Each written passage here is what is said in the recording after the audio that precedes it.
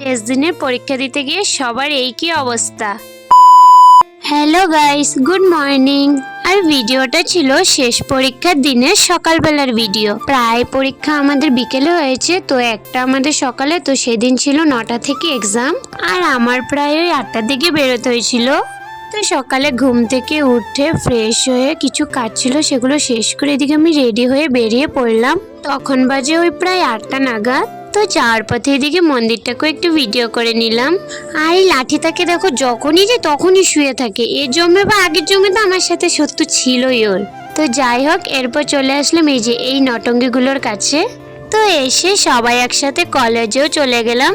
আর আমাকে অবস্থা খান দেখো, মনে আমরা আইপিএস এর পরীক্ষা দিতে আসছি এমন করে ঢুকতেছি। সারা বছর না পড়ে পরীক্ষা দিতে আসলাম, এরপর সবার ভাব খান দেখো তোমরা। তো যাই হোক, সিট নাম্বার খুঁজে রুমেও চলে আসলাম। ফাইনালি পরীক্ষা দিয়ে বেরিয়ে পড়লাম, শেষ পরীক্ষা বলে কথা। তো যাই হোক, বেরিয়ে দেখি প্রায় অনেকে বেরিয়ে গেছে।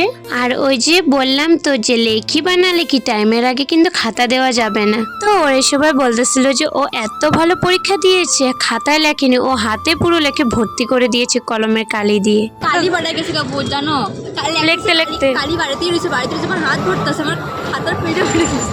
ডকুমেন্টই করতেছে।